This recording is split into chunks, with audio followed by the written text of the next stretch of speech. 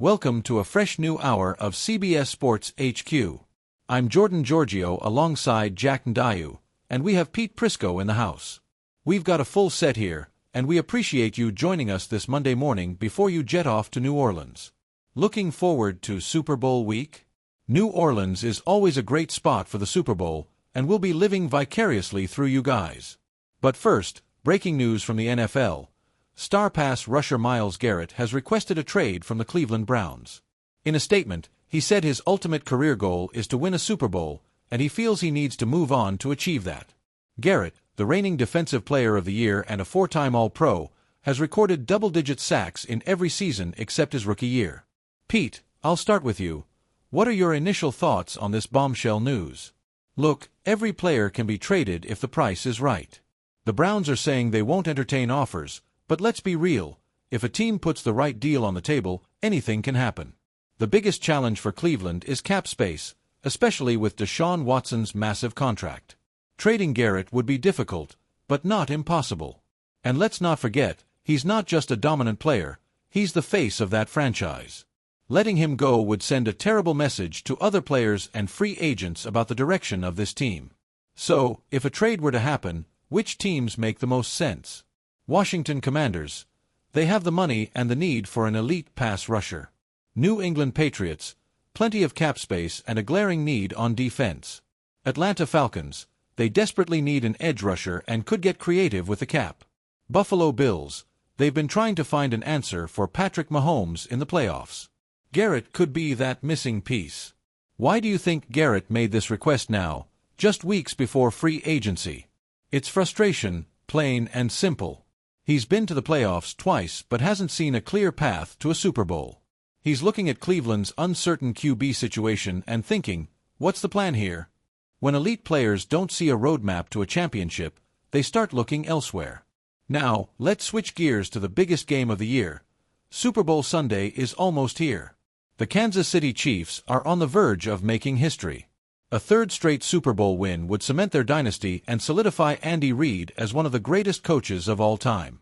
But let's be real, this isn't just about another ring. It's about legacy. So, let's settle this in the comments. Is this the greatest era in Chiefs history? Or do you think the best is yet to come? Drop your thoughts below.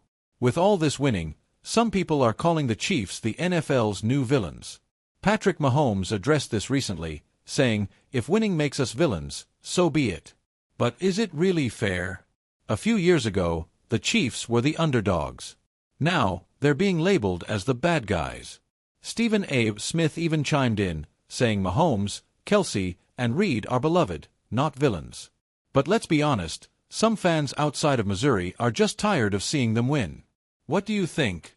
Are the Chiefs really villains, or are they just victims of their own success? Vote in the comments. Speaking of Mahomes, let's talk about his legacy. 4 Super Bowl appearances in 6 seasons as a starter. A playoff record of 17-3, which could be 18-3 after Sunday. These aren't just numbers, they're historic. Critics say he gets too much help from the refs or that he plays too risky, but let's be honest, whether it's a no-look pass or a game-winning drive, Mahomes delivers. So, let's settle this. Where do you rank Mahomes among the all-time greats? Top 3? Or are we already talking GOAT status? Drop your take in the comments. Now, let's talk about the X Factor for Kansas City. Every Super Bowl has an unexpected hero. This year, it could be Steven Nelson. There's buzz about the Chiefs activating Nelson from the practice squad, and it makes sense. He's a veteran cornerback who shut down receivers in Houston last season, holding them to a 73.3 passer rating. With Jalen Hurts throwing to A.J. Brown and Devonta Smith, the Chiefs need all the help they can get in the secondary. Spagnuolo has a history of pulling out surprises. Could Nelson be this year's breakout star? Should the Chiefs activate him for the Super Bowl? Yes or no? Let me know in the comments. Here we are, standing at the edge of history. The Chiefs are favored by 1.5 points. But this isn't just about winning, it's about defining a dynasty.